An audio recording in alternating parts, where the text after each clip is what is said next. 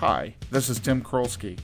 Most people might think they know what goes on in the life of a truck driver, but we thought it was time to understand the person that operates the truck, to find what actually drives them and what really goes on before and after the brakes get set. Welcome to Garner Trucking's Beyond the Cab. Hello and welcome to another edition of Garner Trucking's Beyond the Cab.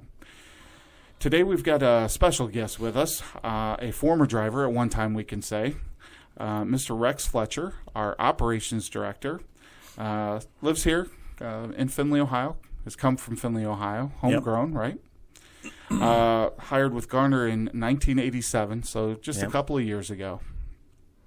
And since that time, there's been a long journey there, and we want to talk about some of that stuff. But I felt it was appropriate to do a podcast, especially when I know that this is kind of life beyond the cab for you.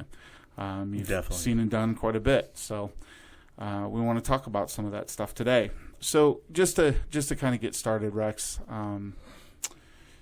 as a child, you went to school here in Findlay. Where at? Well, back in my day, we went to many schools. So we started out going to Howard School, which was kindergarten through third grade. And then we went to Washington School, which was fourth grade through sixth grade. And then Glenwood, which was seventh grade up to ninth grade. And then to high school. Then you finally make it to high school, right? Yeah. Okay. All right. Yeah. You say we, but you have two siblings, correct? Yes. One passed away a year ago, but yes, I had two younger brothers. Yep. Tim and Terry. So there was plenty of rabble-rousing, I'm sure, as growing up. Yep. Probably some troublemaking, too. We won't get into all that today. Oh, yeah. Well, we came from a very poor family, because my mom raised three of us from the time I was 4. So, she held down 2 jobs at certain times and stuff, so. Plus 3 boys. Three boys, yep. She had her hands full. I know it's like we're raising 4 boys, and that was with 2 of us, so. Yeah. I can certainly at least empathize, if nothing else. So, as a kid, what would you enjoy doing? Were you into sports? Yeah, I played basketball. I played football. I wasn't so much into baseball, but those 2 sports, I played those in school and stuff. Basically in grade school, but in high school, I didn't get into sports then. Basically, I got into cars then. Okay. When did the music come along for you? Was that later on, or? Music came along. I got my first guitar, I believe, when I was probably about 12. Okay. All right. Mom saved up money and got it through Montgomery Ward. Right out of the catalog. Well, yeah, they had a little shop downtown, and you just go down there and order your stuff, go down there and pick it up.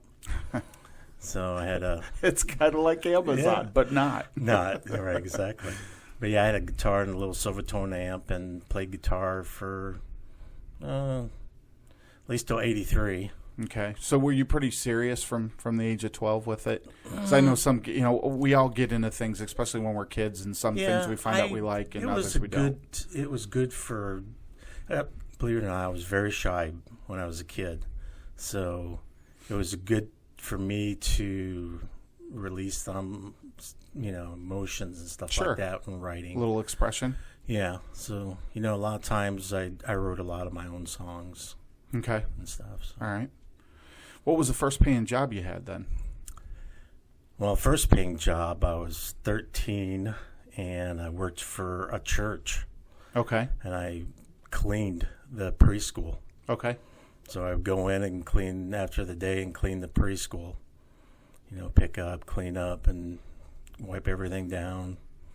Sort of like what we're doing now. Yeah, well, you were COVID prepping back in the day, huh? Yeah. So how do you get from those teenage years? And I know you spent some time in the world of the forest and things like that. Yeah. You did some work as a ranger. As a forest conservation aide. Thank you. But yeah, out of high school, that's what I wanted to become. And I got a job right away out at Van Buren State Park.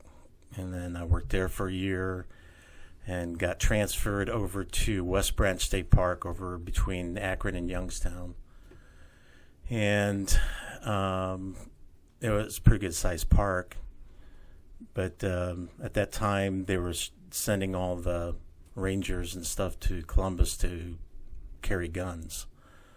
And at that time, I was just not... It wasn't your thing. That wasn't my thing.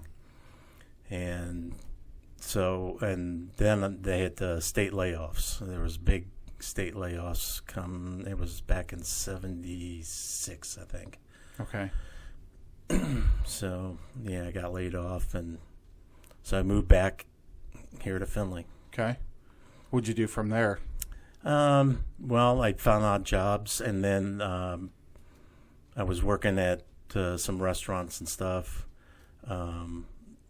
One of my buddies wanted to start a band, so we started forming a band, and by 78, we had a band and traveled around till about 80, a little past, about 80 and a half. Okay. Almost 81. All right. So we Did disbanded. The whole tour in life, yeah. Yeah, we were on the road for about a year and a half, living out of the van and peanut butter jelly sandwiches and that sort of thing. Oh yeah, yeah. So then, at some point, obviously, towards the end of the '80s, you end up finding your way towards the world of transportation. Yep. What drew you in? How did you get to the? Well, I was looking for a job in '86, and a friend of mine was loading tires down at Cooper Tire, and he needed some help. Okay. So I started loading tires. I became a lumper, and was slinging tires for about a year, and then he hurt his back. And he was actually working for Garner at the time. Okay. And he was bringing the trailers down in there to load them up, and then bringing them back out to Garner. So I had driven trucks, dump trucks and stuff like that. So you're comfortable with with larger vehicles? Just backing was not, but it's nobody's strong But suit he was beginning. teaching me up there, and you get a lot of backing, when you're doing 4, 5, 6 trailers a day, right? Up there. So he taught me that. When he hurt his back, they approached me and wanted to know if I wanted to take over. Okay. And so I came out here, and Joe Kramer took me on a road test and checked you out. Yeah, drove my Mac R600. Wow. No power steering, no air conditioning. Well, from that point though, you spent time down at Cooper. You did some stuff with Whirlpool too. Yep. I worked at flatbed work. We did. Yep. Special commodity division we had at the time. I did flatbeds and tankers, coal buckets. I mean, you could be delivering lime into a farmer's field and then come back and hook onto a tanker and go get something down at Lima there and something different. Well, that's kind of the attraction to this job in the first place, is the different dynamics and the different things that you can do. I think as an industry, to me, it's always been very cool that, depending on what your preferences are, if you talk to a flatbed driver, flatbed driving is the best type of driving you can do. If you talk to a dry van driver, they'll tell you theirs is the best. If you're hauling oversized loads, that's the best one to do. So, there's even within the industry, there's a lot of diversity. Even though we're just simply moving products from point A to point B, there's a lot of different things you can get into. What would you say at this point, and what would you say has kind of been your unique skill or skills that have kind of brought you to this point in your life? Patience. That's taught really early on too. Yeah. For those of you who don't know, Rex and I, we've worked together for quite a while, and quite frankly, I consider a lot of the things that I've learned about trucking have come from Rex. And that was always one of the big things was, just be patient. Just be patient. It'll work out. It works out. And I would say more often than not, that patience does pay off. So that's something that I truly take. I take that with me. So, so we get to a point where you're driving truck, but then there's some needs to fill here in the office. What kind of caused that transition for you to get off the road? Well, I was doing spotting at Whirlpool at the time. We had a spotting down there, and we lost that to Penske. Okay. And so they approached me. We had expediting service here at the time, plus also the flatbeds were still going on. Right. And they asked me if I wanted to come in and take over those two divisions. Okay. Expediting was very challenging. It's high-paced. High-paced, 24/7 on call. Yeah. So I carried a briefcase with me because at the time we didn't have cell phones, so You carried a have all your pager. information with you. Yep, all your information and all that carried with me wherever I went. In case I got a call from Finley Industries or somebody. Somebody that needed something to go somewhere. Yep. Yeah, that, and then the flatbed side too. I know that you had built a pretty good reputation here at Garner because of that ability to be able to find some backhauls and cover the trucks that were going out to different places in our flatbed division and getting them covered with freight coming back. Yes. Yep. So all those things kind of lead to eventually where you get to with where we're at today. So, kind of as I mentioned already, we've spent a lot of time together over the years in different capacities. When I came in as a driver as well, and did some recruiting and sales and operations and different things over the years as well. But I'm always curious.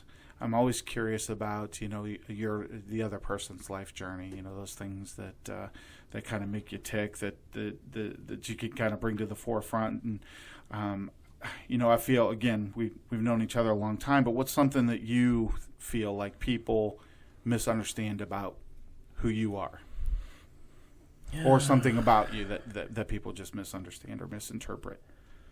I like to be funny. I like to put humor in sometimes. Okay. And you think from the misunderstanding perspective, does some people take that wrong? Or? Yeah.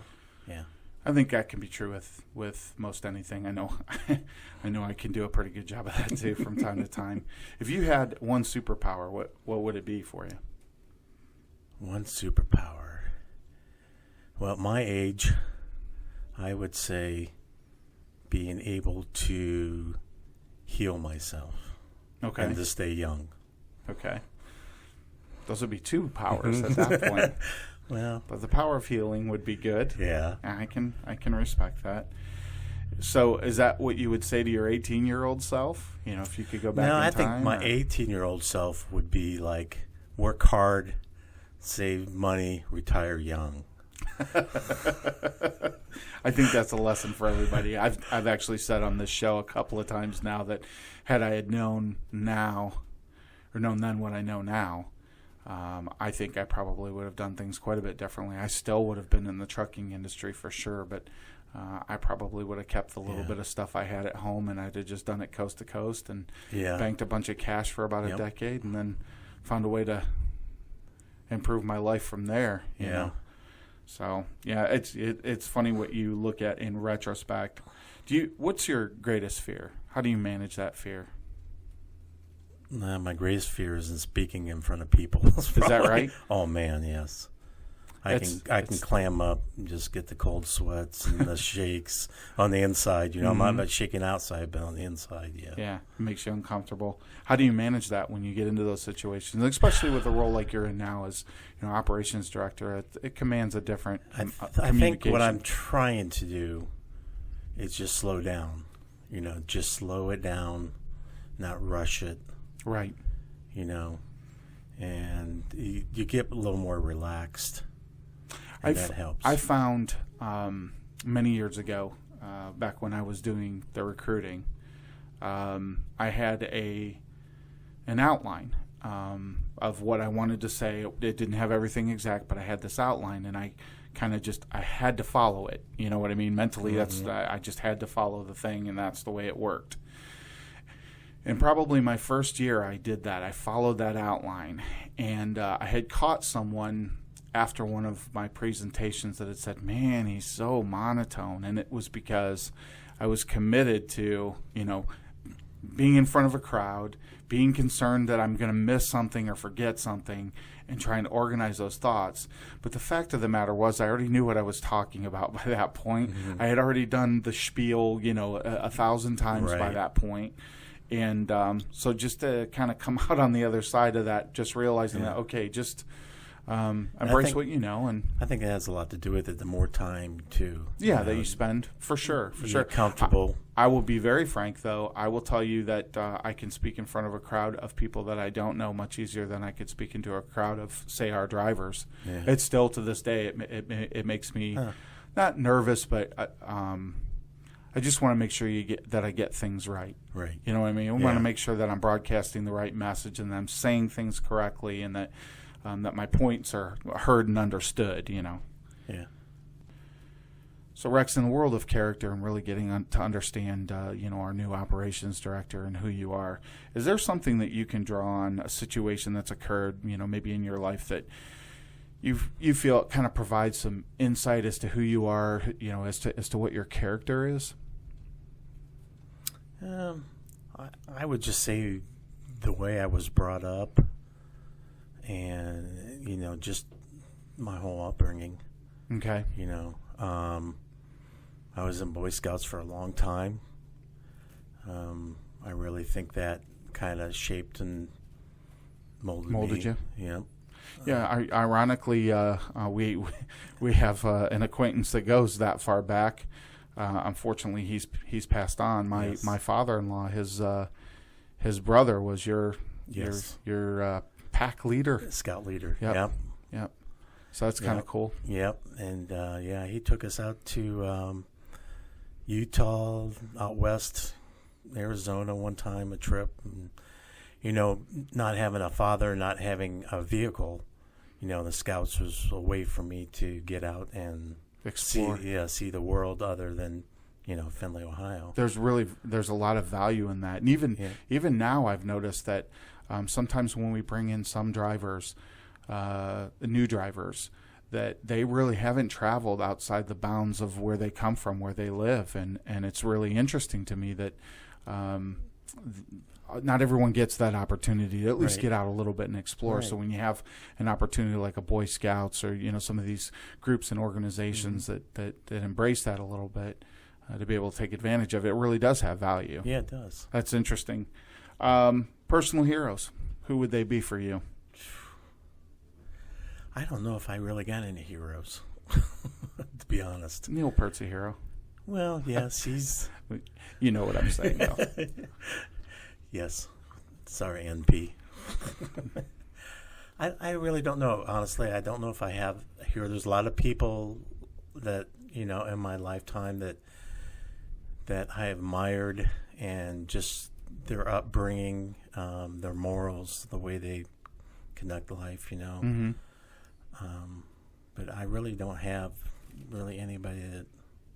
Didn't you find it's true that as you meet people, come across new people, different people, and you get to know them a little bit better, that you start to embrace and take the things that you like most about those people, and kind of incorporate them into your own existence? Yeah. I know that. I think that that's true for me. There's things over the years that you appreciate about certain people, the way that they handle some situations, or just their general attitudes or philosophies about things, and you incorporate those things that you like into your own.